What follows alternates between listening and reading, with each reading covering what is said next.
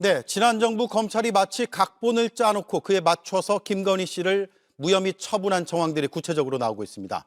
JTBC가 취재한 중앙지검 내부의 메신저 대화들은 준사법기관이라는 검찰에서 했다고 믿기지가 않는 내용들입니다. 법조팀의 여도영 기자가 나와 있습니다. 일단 문제 김건희 씨 불기소 문건이 작성되기 전과 후의 상황을 한번 짚어볼까요? 네, 이창수 중앙지검장이 취임한 때가 2024년 5월입니다. 그리고 그 뒤에 같은 달이죠. 검찰 수사팀은 불기소 문건을 만들었습니다. 이 문건은 김건희 씨를 수사하는 중앙지검 반부패 2부 컴퓨터에서 발견된 것으로 알려졌습니다. 두 달 뒤인 7월에는 황제 조사 논란이 불거졌던 김건희 씨 출장 조사가 이뤄집니다. 그리고 검찰은 2024년 10월에 김건희 씨를 무혐의 처분합니다. 조사 2달 전, 그리고 무혐의 처분 5달 전에 이미 불기소 문건이 작성된 셈입니다. 특히 대면 조사를 하기 전인데도 불기소 문건에는 김건희 씨의 예상 진술이 담겨 있던 것으로 파악됐습니다. 네. 취재해보니까 실제로 이 불기소 문건에 따라서 수사가 진행된 정황이 검찰 내부 메신저에서 나오는 것이죠. 그렇습니다. 특검은 수사 과정에서 불기소 문건을 참고해라 이런 내용이 담긴 중앙지검 메신저도 이렇게 확보했습니다. 김건희 씨를 무혐의하는 과정에서 미리 만들어둔 불기소 문건을 참고하라라는 취지의 대화가 오간 겁니다. 그리고 해당 문건에 담긴 증거 불충분 이 문구가요.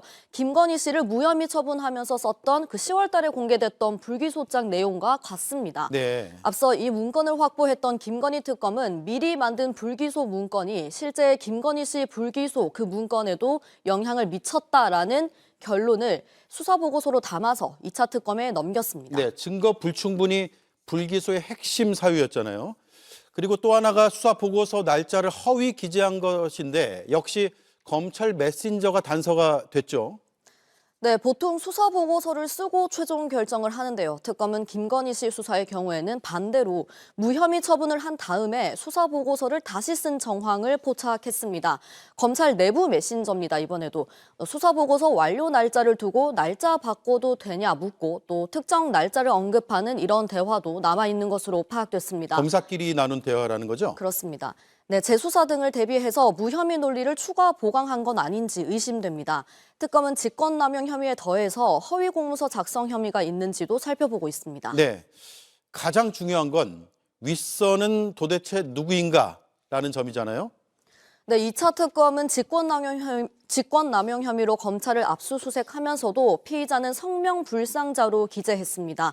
다만 메신저 대화가 상급자와 하급자 간 대화로 추정되는 만큼 당시 중앙지검 지휘 라인에 초점을 맞추고 있습니다. 2차 특검은 압수수색에 앞서서 이창수 당시 중앙지검장과 조상원 4차장 검사를 최근 출국 금지하기도 했는데요. 특검은 김건희 씨가 박성재 당시 법무부 장관에게 내 수사 어떻게 되어가고 있냐 이렇게 묻는 텔레그램 보낸 것도 수사무마 의혹과 관련이 있는지 확인할 것으로 확인할 예정입니다. 네, 이 의혹은 계속 커질 것 같고 관련 수사도 속도를 낼 것 같습니다. 2차 종합특검은요. 김건희 사건을 무마해준 혐의로 대검찰청 그리고 서울중앙지검 등을 압수수색을 해버렸습니다. 네.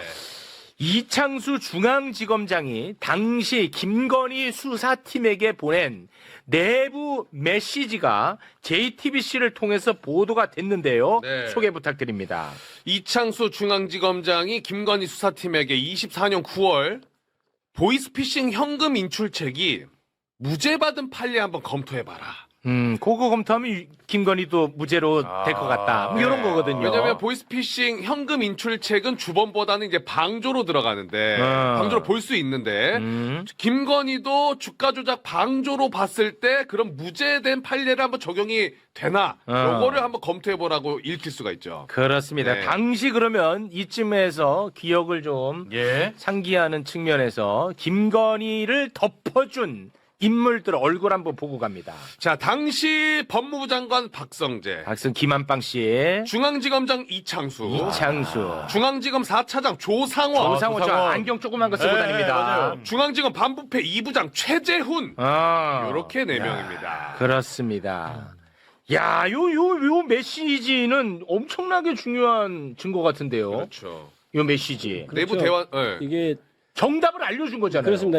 이 수사가 다 되고 나서 이제 뭔가 검토를 할 때 이런저런 판례를 보는 것은 할 수 있어요. 그건 할 수 있죠. 그럼 뭐 위에 사람이 이런 것도 한번 참작해봐 할 수 있는데 이거는 수사 아마 제가 보기에는 거의 결론을 내려놓고 그렇죠. 수사라는 느낌이고 네. 그러니까 이런 겁니다. 그러니까 꼴대 얘기만 야 이쪽으로 자 이쪽으로 꼴대 얘기, 답은 여기야. 여기야, 이런, 답은. 이런 느낌이어서 그때 당시 이창수 중앙지검장이 그 직전에 전주지방검사장을 했거든요. 그렇습니다. 그런데 그때 거기서 이상직 문재인 그 네, 사건을 거기서 이제 열심히 몇 년 동안 해서 별거 지지부진하니까 이창수 검사장을 그쪽으로 투입을 해가지고 그때 갑자기 확 이렇게 수사를 했거든요. 맞습니다. 그때 당시에 그래서 이제 찐윤라인이라고 분류됐고, 근데 당시 중앙지검에서도 중앙지검 검사장이 그 전에 있던 인물이 실제로는 윤석열 그쪽에 요구를 듣고 실제로 다 찐윤라인이긴 했는데 저 사건에 있어서는 약간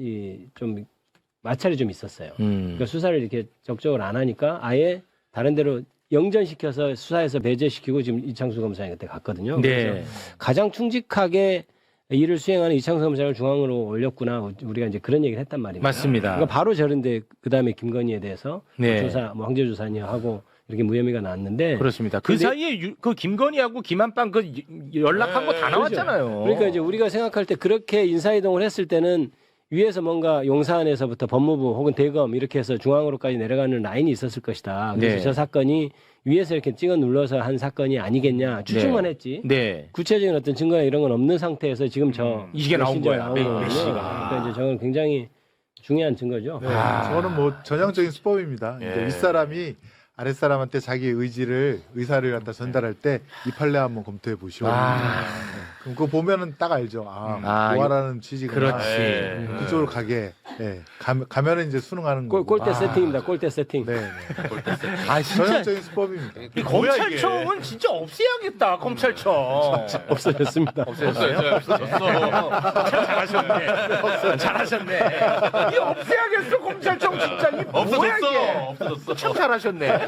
아니 근데 이 보이스피싱 인출책 무죄 나오는 게 이 판례가 되게 드물거든요. 그렇죠. 네. 네. 100건 중에 한두 건 무죄 쓸까 거의 안 말까인데 네. 이걸 또 어떻게 찾아냈네요. 이거 찾아낸 거야. 찾아내요. 그러니까 아마 이건 뭐 자세하게 제가 모르겠습니다만 이 인출책은 이 보이스피싱으로 얻은 불법 자금이 아니라는 인식. 그죠. 그래서 아마 그렇죠. 무죄를 해줬나 봐. 그렇죠. 그러니까 김건희 주가 조작 모르는 사람이야. 그렇죠. 주식에 대해서는 아주 문외한이야. 네. 그 논리 그대로 돼 있죠. 완전 맞죠 옳게 보시면 제가? 맞습니다. 예, 딱 정확히 정확하잖아요. 똑같은 거예요. 완전 법조인만큼의 이게 내가 어미 꾸짖어 너네를. 검찰청은 무조건 폐지시킨다. 됐다니까. 됐어? 잘했네. 22대 국회 잘했어. 근데 이게 100건에 한두 건 무죄가 나올까 말까인데 맞아요. 그걸 어떻게 찾아갖고 네. 직어대로 한번 그러니까 해봐. 이게 흐름이 기사 내용 보니까 대단합니다. 요 메시지 보낸 시점이 전주 역할했던 손모 씨가 2심에서 이제 방조죄가 방조. 인정이 되니 그때 우리도 야 김건희 최소 방조는 이거 빼박이다라고 이야기를 했었는데 네. 그 당시에는 야 이거 방조로 가면 그럼 이걸 어떻게 빼야 되나 그렇죠. 라면서 이렇게 네. 지금 판례를 찾아본 거 아닌가. 그렇죠. 네. 아, 그래서 이제 그 안경 조그만 거 끼고 나와. 맞아. 국민 앞에 서가지고 김건희는 주식 맞아. 모른다. 그런데 그 에그 나오고 난리 났었잖아. 난리 났죠. 에그 나오고. 검찰청은 진짜 폐지시킨다 내가.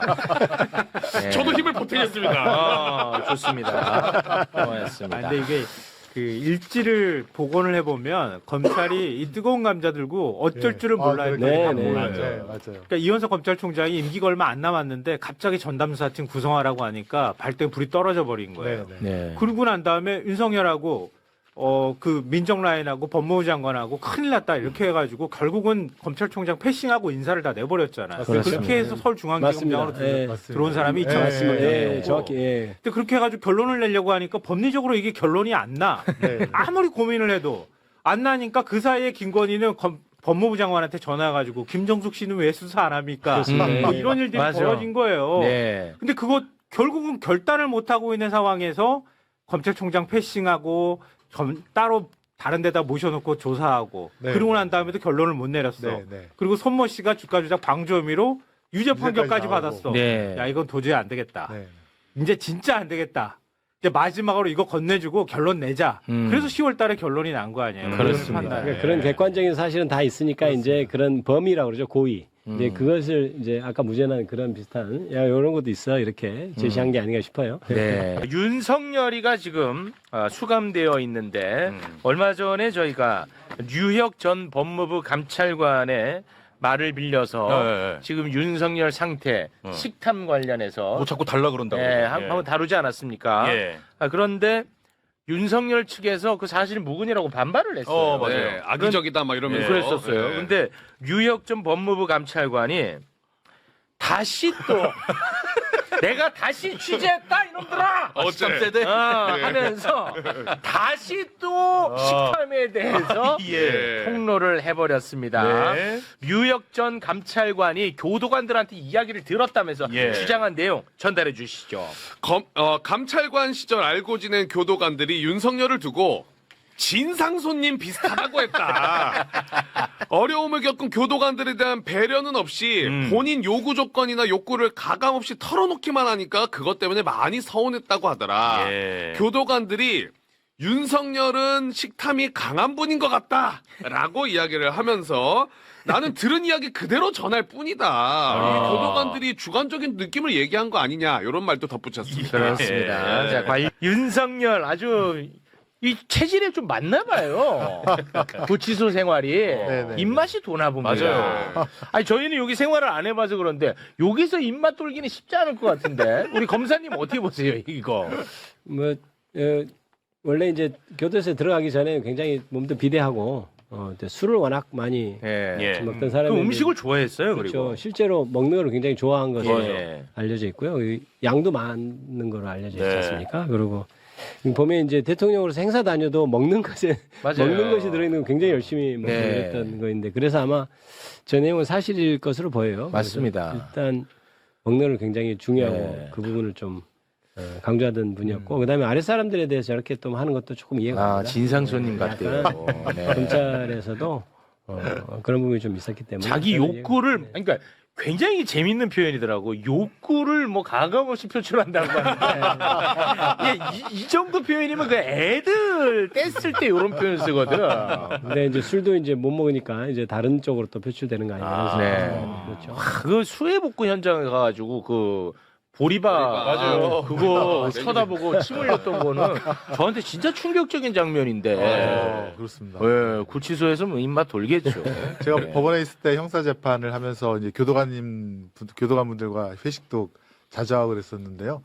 지금도 느낌은 그분들은 의외로 순진합니다. 순수하고. 교도관분들. 네, 순수하고 정직하고 또 약간 그 약자인 듯한 느낌이 있어요. 교도소에 들어온 사람들은 약간 험한 아, 좀 험하니까. 있잖아요. 그러니까 뭐 여러 가지 문제로 뭐 민원도 제기하고 또 교도관 상대로 막 이렇게 하니까 오히려 굉장히 좀 움츠러들고 인권 다 신경 써줘야 되고. 네, 예. 인권을 신경 써줘야 되니까 그러면서 되게 그 순수하고 또 어떤 분은 또 이제 출근하는 날이 이제 사실은 그 안에 교도소에 있는 날 아닙니까? 네. 핸드폰도 다 놓고 들어가니까 아. 그러니까 신앙에 되게 또 열심히 하시는 교도관들이시고 그래서 저 말은 아마 거의 저는 진실이라고 생각이 네. 듭니다. 실제로 이제 교도관들이 워낙 그 진정 같은 것도 많이 당하죠. 당하죠. 아. 당하고 그분들이 이제 사실은 교도소 얘기를 좀 하면 여름에 이제 너무 덥고 막 그런 문제가 좀 있거든요. 그래서 이게 교도소의 시설을 좀 개선해야 된다 그러면 아니 뭐 죄 짓는 사람을 뭐 이렇게 할 필요 있겠냐 이런 얘기도 있지만 예. 사실 교도관들도 거기 가서 같이 생활을 하거든요. 그렇죠. 그러니까 그분들이 이제 그 안에 들어가서 개호를 하기 때문에 사실 그분의 근무 환경들이 굉장히 좀 안 좋은 면이 있어서 그러니까 요즘처럼 막 너무 더운 때는 그분들을 생각해서라도 좀 그건 고민해봐야 되는 거 아닌가 이런 얘기들도 있죠. 이 교도관 초우는 생각해. 그림이 그려지는 것 같더라고요. 그러니까 한번 상상해 보세요. 감옥 안에서 속옷 입고 네, 빤스. 식탐을 부리는 전직 대통령의 모습이 어떨지. 끔찍합니다. 간식 더 달라고 막. 끔찍해요. 왜 그림을 왜 그리라고 그래요? 끔찍합니다. 아니 근데 후원금 6억 5천만 원 받아가지고 전액 인출했다고 얘기하는데 네. 김건희 씨랑 서로 이렇게 사식 넣어주면 안 돼요? 사식 먹는 거 가지고 안 된다는 거 아니에요 아 근데 지금? 그거야 뭐 간식 수준이고 나오는 밥 자체는 아니 이거 지난번보다 간이 왜 이렇게 약해졌어? 뭐 이런 때를 부리는 거 아닌가. 네. 대단한 진상. 예. 윤석열 근황을 여러분께 잠깐 전해드렸습니다. 자, 그리고 윤석열이가요, 뭐 여러 재판을 받고 있는데 어제 엄청나게 중요한 재판이 시작이 됐어요. 만약에 여기에서 100만 원 이상의 벌금형에 처하게 되면 국민의힘은 400억 원을 토해내야 되는 재판이야. 그래서 이 엄청나게 중요한 재판이야. 대선 자금 400억. 그렇습니다. 그러니까 윤석열이가 벌금 100만 원 받으면 국민의힘은 400억 토해내야 돼. 너무너무 중요한 재판인데요. 2022년 대선 당시 윤석열이가 허위 사실을 공표한 혐의로 특검에 의해서 이제 기소가 됐는데 구체적 혐의가 뭔지 잠깐 소개를 좀 해주시겠습니까? 자, 일단 두 가지인데요. 윤석열의 혐의. 첫 번째, 과거 윤대진 검사의 형 윤우진 전 용산 세무서장에게 이남석 변호사를 소개한 사실이 있는데도 소개한 사실이 없다고 얘기한 거. 네. 두 번째가 김건희한테 건진 소개받고 또 김건희랑 여러 차례 건진 만났음에도 불구하고 김건희랑 나는 건진 만난 적이 없다. 요렇게 대선 그 후보 기간에 거짓말을 한 거. 이 두 가지가 가장 큰 혐의입니다. 근데 이걸 뭐, 이 불법 선거 캠프, 불법 사무실, 맞아요, 그런 거 맞아요. 아주 빼박인데. 그게 맞았어. 근데 이거 좀 너무 약한 걸로 기소가 된 것 아닌가 예. 그런 생각이 일단은 드는데 요게 좀 충실해서 이야기를 이끌어 가보겠습니다. 네. 다시 한번 좀 올려주시겠습니까? 네. 이제 윤석열이 이렇게 두 가지 거짓말을 했다는 거거든요. 첫 번째 거짓말부터 살펴보도록 하겠습니다. 윤우진 전 용산 세무서장의 자백을 과거 뉴스타파가 보도를 한 적이 있어요. 자백을 자백한 게 있어요. 요거는 거짓말로 그냥 확정 지어도 됩니다. 윤우진이가요 세무서장 시절에 뇌물 사건으로 조사를 받다가 해외로 갑자기 도망을 가버립니다. 그런데 윤우진의 동생이 윤석열의 최측근 윤대진 검사장이었어. 그러다 보니까 윤석열이가 이 사건에 좀 관심을 가졌던 것 같아. 그래서 윤석열이가 이남석 변호사를 윤우진에게 소개해 준 것 아니냐 이런 혐의인데 그런 혐의에 대해서 당사자가 뉴스타파 기자 앞에서 자백을 한 오디오가 있어. 이거 보면 끝이야. 함께 듣겠습니다. 문자가 와서 윤석열 연대가 이제 그랬습니다. 그래서 만나보라고 해서 왔습니다. 그래서 내가 만난 거로 그렇게 기억을 해요. 그것 아니요? 끝 아니야? 아니 끝 아니냐고. 당사자가 얘기했어. 당사자가. 참고로 뉴스타파가 이 보도를 해가지고 지난 문재인 정부 시절에 구독자 다 빠지고 욕 바가지로 먹었던 그게 바로 이 사건입니다. 400억 내야 되겠네. 이 사건은 사실 역사가 좀 오래된 게 사실은 윤석열 이제 당시 검찰총장 인사청문회 할 때도 이게 문제가 됐었거든요. 맞아요. 그렇죠? 네, 뉴스타파가 그거 보도해가지고 그렇죠. 당시에 윤석열이 인기가 많았기 때문에 뉴스타파 구독자 다 빠졌어요. 그렇습니다. 그런데 그때 이미 윤석열 당시 총장 그 내정자가 자기 육성으로 내가 소개시켜줬다 이런 식의 얘기를 한 그런 얘기가 이미 있었는데도 불구하고 인터뷰 기사가 있었을 그렇죠. 겁니다. 인터뷰 기사가 있었습니다. 네. 기자하고 제가 정확한 지금 워딩은 기억 못하는데 그런 얘기가 있어가지고 그게 인사청문회 과정에서 굉장히 얘기가 많이 됐었죠. 네. 그런데도 본인이 그런 적이 없다고 하고 나중에 결국 검찰에서 무혐의 처분이 됐었거든요. 그런데 이게 왜 문제냐면 이게 뭐 친한 뭐 후배 형 관련해서 변호사 소개시켜 줄 수도 있는 것 아니야? 이렇게 생각할 수도 있는데 그게 아니고 이 사건은 지금 경찰에서 윤우진 당시 서장을 잡기 위해서 이렇게 수사를 막 하고 있었고 결국 최종 처분은 검찰에서 한단 말입니다. 영장이든 뭐든 다 하고 있는데 당시 대검 중수 1과장으로 있던 윤석열이 지금 변호사를 소개해줬다는 것은 경찰이 수사한 것에 최종 처분권을 갖고 있는 검찰이 그렇죠. 자기가 아는 변호사를 피의자한테 보냈다는 것이고 무엇보다 이거는 아예 그 변호사법 자체 위반입니다. 왜냐하면 검찰이나 법원에 직에 종사하는 사람은 사건 관계인에게 그 변호사를 소개할 수가 없어요. 왜냐하면 그게 이제 소개를 하면 그게 또 커넥션이 돼서 업무를 공정하게 할 수 없잖아요. 그래서 그게 아예 금지되어 있습니다. 그러니까 굉장히 크게 처벌하는 것이거든요. 그러니까 이제 그거는 결코 검사로서는 검찰 일반 공무원도 마찬가지고 전혀 해서는 안 된 일인데 당시 중수일과장, 대검 중수일과 그때 당시만 해도 직접 수사권에 있었으니까 가장 강력한 수사권을 행사하던 곳이거든요. 네. 그분 그 사람이 했기 때문에 이건 사실 청문회 당시에서 사실대로 했으면 청문회를 통과할 수 없는 사안이죠. 그렇습니다. 네. 네. 그때는 이제 민주당이 그걸 감쌌죠.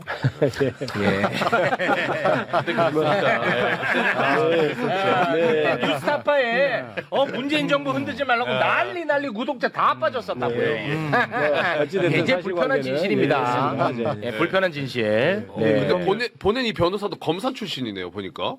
아 이거 특수부 검사 출신이야. 같이 일하던 이남석 같이요. 옛날에 같이 일했던 거라고 해요. 그렇습니다. 심지어. 예, 그래서 이게 굉장히 이게 죄질이 나쁘다는 얘기가 그때 있었던 거예요. 이남석 그런데 변호사는 윤석열 사단이죠. 이게 특수 출신 변호사고 먼저 나가서 돈을 벌고 사실은 윤석열 사단에 제가 듣기로는 어떤 그 복지, 나이트 라이프를 좀 나이트 라이프.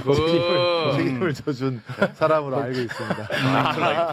아 그래요? 밤생활을 좀 도와주는 그렇습니까? 네, 그렇게 알고 있고 아 또 그랬어요. 쌍방울 김성태와도 관련이 되어서 그때 이제 수원지검에서 쌍방울 김성태 압수수색 할 때 네. 그때 이제 야 압수수색 들어간다라는 제보를 수원지검 검찰 수사관으로부터 받아갖고 피해라, 숨겨라 라고 했던 사람이 바로 이 사람입니다. 이남석? 그래요? 예. 그리고 또 이 사람이 그 에스크로 계좌를 관리하고 있으면서 마치 이것이 우리 이재명 대통령께서 변호사비 대납을 받은 걸로 그렇게 이제 오해를 시켜서 그걸 갖다가 윤석열 사단이 뭐 이렇게 수사를 했다가 네. 이게 나중에 그 계좌가 그 우리 이재명 대통령님 변호사 계좌가 아니라 이남석 계좌라는 게 밝혀져 갖고 그것도 이제 쏙 들어가고 고요. 제가 알고 있기로는 윤석열 사단 이제 그 특수 출신 검사가 맡은 사건에 변호사로 들어가서 정치자금법 뭐 근데 2천만 원 이상이면 기소를 해야 되는데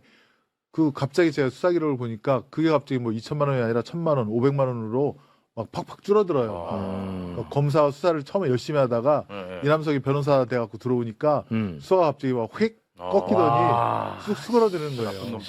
그 주인 검사도 윤석열 사단입니다. 나중에 중앙지검 차장 검사도 하고. 그러니까 그 특수부의 커넥션, 특히 윤석열을 정점으로 하는 그 패밀리 중에 한 명이라도 보시면 되고, 제가 볼 때는 일찍 나와서 돈 벌면서 윤석열 사단들 그 뒤에서 술도 사주고 밥도 사주고. 그럼 이남석이는 지금 어디서 뭐 하고 있습니까? 뭐 합니까? 큰 높음에서 아마 변호사 하고 있지 않을까요? 글쎄요, 지금 지금 현재 뭐 하는지 네. 정말 미치겠네. 근데 윤석열 변호인이 주장한 거 그게 오히려 더 어이없어요. 그러니까 최명성 변호사라고 네. 그러니까 탄핵 국면에서 마지막 법률 비서관 했던 사람이잖아요. 그러니까 그런 사람을 지금 변호인으로 데리고 있는 거예요. 윤석열 씨가. 근데 이 건에 관해서 이남석 변호사를 소개할 때 뭐라고 얘기했는지 법정에서 얘기를 했어요. 나를 팔아라 이렇게 얘기를 했다. 나를 팔아라. 네. 그러니까 윤석열이 이남석 변호사한테 그 윤우진 씨 소개하면서 그러니까 소개를 해준 게 아니라고 주장하기 위해서 네, 한 맞아요. 말이 그냥 나를 팔아라라고 배려한 말로 한 맞아요. 거를 네. 그게 소개한 거라고 얘기하면 안 된다 이렇게 얘기를 하더라고요. 그게 지금 윤석열의 방어 논리야. 이번 정권에서. 너무 어처구니 없지. 아니 근데 제가 최욱 씨랑 얘기를 하다가 누구한테 날 팔아 내 이름 팔아 이렇게 얘기하면 소개해 준 거 아니에요? 그건 소개한 것보다 더 심하죠. 가가지고 내 이름 팔아 네. 이렇게 얘기한 거 아니야? 더 심하지. 수사 개입이지 그건 오히려. 그게 어떻게 소개를 시켜준 게 아니라고 주장을 해요. 네. 그렇습니다. 그러니까 이제 굉장히 심각한 문제입니다. 교묘하게 이제 논리를 만들어내는데 사실은 여러 가지 지금 진술을 합쳐보면 실제로 아마 소개를 한 것으로 그렇게 보여져요. 그래서 이제 특검도 기소를 했을 것이고. 그렇습니다. 직접적 수사를 한 근데 거예요. 방금 음성 들은 걸로만으로도 이거는 거의 진짜 빼박으로 볼 수 있는 거 아니에요? 저는 뭐 그렇게 보는 입장입니다. 당사자가 그렇게 네. 얘기하고 있으니까. 예전에는 이제 특수부 출신 아닌가 특수부 검사들이 새로 오면 그 중에 자기가 친한 변호사로부터 뭐 난을 축하난을 받습니다. 그걸 자기 책상에다 딱 올려놔요. 이름 나오게. 그럼 이제 조사받으러 왔다가 저 사람이 있구나. 그럼 그 사람은 그 사무실로 가서 선임도 하고. 옛날엔 그랬습니다. 법조가 많이 썩었을 때는. 지금도 그런가요? 두 분 좋은 시절 보내셨군요. 저는 일찍 나왔습니다. 네.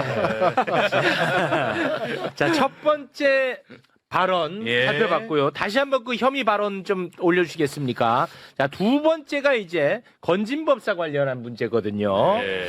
자, 그런데 건진법사 관련 발언에 대해서는 어제 윤석열이가 법정에서 사실상 거의 자백을 해버렸습니다. 예. 윤석열의 법정 진술 소개해 주시죠. 전성배 씨는 저희 식구랑 만났다. 몇 차례인지 모르겠다. 다만 그게 뭐 이 사건의 쟁점이 아니지 않냐라고 하자 조순표 부장판사가 배우자 김건희 씨랑 같이 만난 적 있냐 건진을 그랬더니 내 아내랑 뭐 만난 적 있습니다 건진. 저희가 얘기했네. 아니 뭐 같이 만났죠 뭐. 뭐야? 아니, 이거는 근데 어떻게 해석해야 되는 거예요? 제가 법을 몰라서 이거는. 이렇게 자백을 해. 아니, 이거는 너무 그냥 끝난 거 아니야? 어떻게 해야 되나, 해석을? 뭐 다른 노림수가 있나? 그러니까 이제 아마 저도 이제 그 재판을 뭐 자세히 들어봐야 알겠지만 기사에 나온 걸로 봐서는 그런 것 같아요. 이제 윤석열처럼 거짓말을 잘하는 사람은 이제 그때 그 말이 이 말이 아니다 이렇게 이제 주장을 하는데 네네. 아마도 그때 당 관계자가 소개해서 그때 네. 뭐 같이 본 건 아니다 이런 식으로 말이었지. 그런 것 같아요. 내가 이전에 행사에서. 그렇죠. 딱 그 행사에서 그건 내가 그 국한지어서. 말이지 그동안 만났냐 안 만났냐에 대한 말은 아니다. 이렇게 아마 변명을 한 것으로 그렇게 읽혀져요. 기사를 네, 보니까. 네, 네. 그렇게 보통 얘기하잖아요. 아, 그건 네. 다 거짓말 아니야 이러면서. 근데 예. 아마 그때 당시 맥락을 보면 전혀 그게 아니었을 거고 그때 물어봤을 때는 사실 그때 당시 만났냐고 궁금해한 게 아니었잖아요. 네. 그냥 건진법사 당시 관계가 있느냐. 그렇습니다. 김건희와 그동안 만난 적이 있냐 이걸 알기 위해서 질문을 하고 답을 한 것이기 때문에 그렇습니다. 사실은 저 변명은 진짜 궁여책 끝에 네. 만드는 것에 불과하고 안 먹힐 것 문제 안 같은데요? 될 것 같아요. 예. 네. 그리고 이제 그거를 오히려 자백을 해서 자기는 이제 김건희나 건진이나 이런 사람들을 증인으로 내세우는 데는 그냥 안 하는 걸로 그렇게 생각을 할 수도 있죠. 제가 그래 궁금한 게 이게 뭐 양형에 대한 궁금증인데 네. 이 두 가지를 완전히 거짓말로 이제 판사가 판단을 했어요. 네. 그러면 벌금 100만 원 이상이 나올 가능성이 있나요? 징역 1년에 집행유예 2년 나와야죠. 아, 법대로 한다면. 아니 우리 아니, 그때 이재명 이재명- 대통령이 아. 누구 아냐 모르냐 네네네. 그거 갖고 징역 1년에 집행유예 2년 나왔잖아요. 그렇습니다. 1심에서. 근데 그때 윤석열 정치검찰이 여러분 다 기억하시지만 그 같이 찍은 사진 그거를 일부 확대해 갖고 맞습니다. 사진을 조작해서 네. 증거로 넣었고 네. 두 번째는 표지갈이라고 하죠. 그 분으로부터 근데 결제를 받은 게 아닌데 결제를 하나 있는 것도 아닌데 표지를 갈아서 마치 그 분으로부터 마치 그 직접 결제를 한 것 마냥 윤석열이 증거를 조작해서 그렇게 했다가 지금 공격했다가 지금 2심에서 무죄가 나온 거 아닙니까? 네. 저희는 그런데 근데 어떻게 보면 똑같은 걸로 윤석열이가 이런 재판을 받으니까 네. 참 세상이 참 너무 네. 재밌는 것 같습니다. 재미있습니다. 네. 근데 이게 100만 원 이상 나와야 이게 그러니까. 더 재미가 있거든요. 이것도 막 네. 99만 원 뭐 이렇게 안 나오겠지. 설마. 행사가 좀 걱정이 되긴 해서. 매번. 아니 근데 예. 다시 이제 원점으로 돌아가서 특검이 너무 빼박 증거가 있는 불법 선거 사무실 예. 그건 뭐 증거가 너무 많거든요. 네. 그런 거는 기소하지 않고 제 기준에서는 너무 약한 두 가지 거짓말만 기소를 한 거. 이거는 저는 너무 아쉽습니다. 아쉬운데. 네. 윤석열 당시 이제 캠프에서 다른 곳에 이제 선거사무소를 유사 선거사무소를 차렸고 그게 예화랑 아닙니까? 그것뿐만 아니라 뭐 다른 데도 곳에 있죠. 서희고선도 있고. 네. 서희고선에도 있고. 예. 그거는 분명하고 또 관련된 증인들 또 증거들 사진까지 다 사진까지 다 나와요. 있어요. 네. 근데 그러면 그냥 거기 임대료 곱해서 하면은 네. 바로 그냥 그건 100%. 그렇습니다. 네, 네. 그건 진짜 390%. 100%거든요. 예, 토해낼 수밖에 없는 그런 네. 구조인데 그거를 수사를 안 했다는 게 좀 어이가 없죠. 그런 부분은. 그래서 이번 중앙특검에서 사실 그 부분도 이제 다뤄줘야 될 것 같고요. 이제 모르겠어요. 그게 이제 증거가 우리들 보기에는 다 있는데 혹시 특검이 보기에 뭐 약간 시간이 모자랐든지 그럴 수도 있고 그건 저도 내부 네네네. 내막을 잘 모릅니다만은 막상 네. 수사하고 기소할 때 저 확실한데 왜 안 하지? 그러면 또 다른 사정이 있을 수도 있거든요. 특검이 일부러 뭐 그랬을 것 같지는 저는 그건 않고 아니고. 2차 특검에서 더 좀 다뤄줄 수 있다고 저는 생각하고 알겠습니다. 있습니다. 예. 2차 특검이 지금 수사를 진행하고 있고 관련해서 뭐 압수수색 소식이라든지 다양한 이야기 나오고 있는데 뉴스에 나온 주요 내용들 중에 검찰이 도이치모터스 주가 조작 사건 피의자 김건희 씨 조사하는 과정에서 그러니까 자기들끼리 문건을 만들었다는데 그 문건이 뭐냐면 무혐의 결정을 이미 염두에 두고 이른바 무혐의 시나리오를 미리 만들었다라는 부분, 이 부분에 대해서 권찬영 특검이 이제 포착을 했다라는 내용이 있습니다. 우리 알고 있는 게 이제 그 출장 조사, 네. 황제 조사 이 이후에 불기소가 됐던 그 상황들을 잘 알고 있는데 예. 그보다 훨씬 이전에 이거를 문건을 만들면서 검찰 안에서 준비를 했다 이렇게 해석을 하면 되는 건가요? 그렇죠. 그리고 이게 이제 사실은 1차 특검 때 다 드러났어야 예. 되는 거고 1차 특검에 파견 나온 검사들이 과연 이 내용을 몰랐을까? 저는 알고 있었다라고 생각을 합니다. 예. 근데 이제 김건희 특검 같은 경우에 1차 특검이 국민의 기대치에 못 미친다는 얘기가 많았고 실제로 판결로까지 그렇게 이어졌잖아요. 그렇죠. 그리고 이제 당시에 왜 김건희 특검에 대해서 이렇게 미온적일까라고 하는 것에 대해서 이렇게 볼 수 있을 것 같아요. 윤석열은 대통령이었잖아요.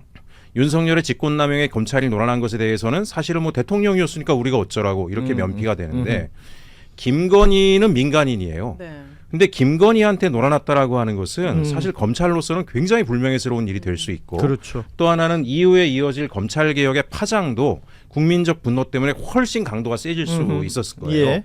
그러니까 어쨌든 검사들 입장에서는 검찰 입장에서는 김건희와 관련된 사건에 검찰들이 조직적으로 동원됐던 건에 대해서는 최대한 은폐를 하고 싶었다. 저는 이렇게 추정을 하고 과거에도 그렇게 주장을 했습니다. 그래서 1차 특검에서도 김건희 특검에서는 별다른 게 잘 안 나올 거다. 예. 실제로 김건희 특검에서는 아주 그 국민적으로 알려져 있던 일부 사건을 제외하고 주변적인 최근에서야 추가로 나오는 게 통일교 신천지 관련돼서 예. 김건희 일가가 특혜를 받던 이런 건들 계속 터져나오고 있잖아요. 뭐 김충식 관련 건이라든가 김건희가 연루돼 있던 국정농단 사건들에 대해서는 거의 수사가 진행되지 않았어요. 심지어 도이치모터스 관련돼서 검찰이 어느 정도로 깊숙이 개입했는가에 대해서도 구체적으로 드러난 바가 예. 없었습니다. 근데 이제 지금 이 시점에 왜 나타나냐? 사실은 검찰이 해체가 되고 사실상 무너지는 상황이 되니까 제 안에서는 탈출 러시가 일부 있을 것 같다. 손털기. 그러면서 이제 이런 것들이 하나둘씩 드러나고 있는 게 아닌가 그렇게 생각하고 있습니다. 무너지고는 있는가 보네요. 검찰이 소리 소문 없이. 오늘 국무회의에서 의결됐잖아요. 공소청 중수청법이 의결이 되고 네. 10월 2일 날짜까지 딱 나왔어요. 10월 2일. 이제 검찰청 없어지는 겁니다. 예. 그러니까 이런 상황들에 지금 말씀하신 내용들이 다 연결이 되는. 그렇죠. 당시만 해도 이 검찰의 그런 김건희와 관련된 것이 드러나는 것은 검찰 전체 해체에 큰 영향을 미칠 것 같으니까 최대한 자기들이 감출 거 감추고 적당히 꼬리 자리게 하고 넘어가려고 했었던 것 그러니까 같고요. 본인들도 아는 거 아니에요. 이게 부적절하다라는 맞습니다. 것이고 국민들에게 응원받을 수 없다는 걸 분명히 아는 것이고 예. 그렇기 때문에 말씀하신 대로 감추고 있었다면 아시다시피 2차 특검이 어제 대검하고 서울중앙지검 압수수색을 들어갔어요. 예. 이 수사팀은 검사나 검사 출신이 전혀 없는 변호사 출신의 특검보와 네. 또 변호사, 경찰들로 이루어진 수사팀이 압수수색을 했다는 것이고 네. 이창수, 뭐 조상원 등의 인물은 지금 출국금지 조치가 돼 있고요. 예. 여기서 이제 하나 나온 게 이창수 전 서울중앙지검장, 그러니까 이 주가 조작 사건에 대해서 밑에 있는 직원들한테 내부 메신저로 뭐 이렇게 지시했던 내용들이 지금 확인이 되는 것 중에 하나가 네. 보이스피싱 사례 등을 거론하면서 방조범에 대해서 무죄가 선고됐던 내용들을 케이스 한번 연구해보자. 뭐 이런 것들 아니겠습니까? 네. 그러니까 이게 비슷하게 연결되는 것 같아요. 예. 주가 조작을 보이스피싱이라고 본다면 그 주가 조작의 쩐주 역할을 했던 사람을 무죄를 주려면 보이스피싱에서 현금 인출책이나 이런 사람들 네. 무죄 받았던 케이스 연구하면 그 안에 시나리오가 좀 있지 않겠느냐. 뭐 이런 식의 연구였던 거 아닐까요? 그렇죠. 예. 신인규 변호사는 어떻게 보세요? 검사들이 이런 행동을 했다라는 게 이제 하나둘씩 알려지고 있고 그러면 이 검사들 중에 뭐 예를 들어서 이창수, 조상훈 이런 대표적인 인물들도 있겠지만 라인이라는 게 있을 거 아니에요. 그럼 다 모두 수사 대상이 되는 거죠. 그러니까 이게 참 답답한 노릇이었던 게 사실은 1차 특검에서 이게 민중기 특검에서 그거 밝히라고 특검을 했고 그렇죠. 돈도 주고 또 인력도 보강하고 해가지고 했던 건데 그때 안 된 거죠. 물론 뭐 검사들의 조직적인 반항도 있었고 더 심각한 문제는 민중기 특검의 전 리더십 문제도 전 지적을 해야 된다고 봅니다. 결국 당시에. 본인의 자기 의혹 방어하다가 그냥 특검의 시간을 다 놓쳐버린 격이거든요. 그나마 다행으로 이제 2차 특검이 들어가면서 지금 이제 검찰 라인에 대한 수사가 시작이 된 것인데 원래 우리가 특검이라고 하는 것은 아주 예외적으로 할 수 있는 거기 때문에 어떤 수사 사안이 해결되지 않거나 덮어졌을 때 그때 이제 특검을 하는 것이고 지금의 이 내란과 관련된 윤석열 시대를 정리할 때는 특검이 필요한 조직, 검찰 수사, 국민의힘 수사 이 두 가지 대상을 수사할 때는 기존 검찰로는 못하는 거예요. 그래서 예. 특검이 필요하다라는 공감대 속에 출발을 했던 건데 저는 지금 2차 종합 특검 팀에서 이건 너무 뻔한 거거든요, 사실은. 당시에 이창수 서울중앙지검장을 전주지검장에서 끌어올려서 윤석열의 과거에 그 대변인 하면서 대검에서 데리고 있었던 부하 직원을 네. 서울중앙지검장 시켜 놓은 거고. 그때부터 의심했었던 거잖아요. 아, 그렇죠. 네. 그리고 이제 조상원 4차장과 최재훈 부장을 통해 가지고 그동안에 누구도 김건희를 털어주는 이 사건에 결재를 할 수가 없었던 거예요. 결재하면 이건 나중에 가서 어떻게든 문제가 되기 때문에 어떤 검사도 그동안에는 마치 폭탄 돌리기처럼 돌려왔던 것을 무슨 용기가 있어가지고 이창수 지검장이 총대를 메고 사인해버린 거거든요. 그러다 보니까 지금 얘기 나오는 것처럼 뭐 무죄에 관한 법리들을 연구를 하고 지시를 하고 이건 너무나도 뻔한 것들이 지금 이제 드러나고 있는 수순이라서 저는 검사들에 대한 사법 처리 이게 정말 지금 특검이 가장 필요한 이유였고 윤석열 시대를 정리하려면은 검찰 안에 문제를 일으켰던 그 검사들에 대해서 저는 정의를 바로 세우는 것이 전 지금 가장 필요한 일 아닌가 좀 그런 생각이 듭니다. 당시에 소문이 예. 1차 특검할 때 어떤 소문이 있었냐면은 검찰 개혁이 이재명 정부에서 생각보다 강도 높게 안 될 가능성이 높다. 검찰은 건재할 것이다. 그리고 그 논리의 근거가 뭐였냐면 그 당시에 윤석열의 최측근인 검사들 고위직 검사들 예. 한 20명 가까이가 주요 보직에 다 소위 말하는 친윤 인사가 검사들. 됐죠. 예. 친윤 검사들. 그래서 이거는 시그널이다. 무너지지 않는다 검찰은. 그러니까 이제 밑에 하위직 검사들한테 젊은 검사들한테 너네 괜히 이제 세상이 바뀔 거라고 생각해서 엄한 짓 하면 나중에 큰일 난다. 이런 말들이 사실 돌았다 그래요. 그리고 이제 대표적으로 당시에 중앙지검장, 뭐 부산지검장 예. 다 친윤 핵심들 그렇죠. 아닙니까? 좋은 꽃보직에 다 가니까 안 바뀌는구나. 이 체계는 유지되는구나. 이제 그러면서 그게 1차 특검에까지도 영향을 미쳤던 거죠. 굉장히 짧은 식견이죠. 그 정도면 예. 근시안적인 생각이고 네. 지금의 상황이 벌어지고 10월 2일이면 이제 없어집니다. 검찰. 그렇군요. 예. 이 2차 특검 김건희 관련된 조사가 잘 이루어지면 1년 8개월 선고도 달라질 수 있는 건가요? 그건 이제 이후에 재판으로 진행이 돼야 되는 거니까 네. 그건 이제 다른 문제예요? 법원에서 해결해야 될 문제죠. 왜냐하면 이 공소유지는 1차 특검이 계속 해야 되는 거잖아요. 예. 근데 이제 2차 특검을 통해 가지고는 그동안에 수사가 안 됐던 부분들이 새롭게 이제 기소가 되고 또 아까 말씀드린 대로 검찰 수뇌부들에 대한 그 그렇죠. 수사가 지금 들어가는 거니까 사건이 더 늘어나는 거죠. 그렇죠. 늘어나면서 이제 김건희를 중심으로 정점으로 해가지고 나름의 본인들이 진술을 짜고 말하지 않던 사람들이 이제는 말할 수밖에 없는 이제 그런 상황으로 가니까 수사가 좀 더 수월해진다 이렇게 네. 보시면 될 것 같습니다.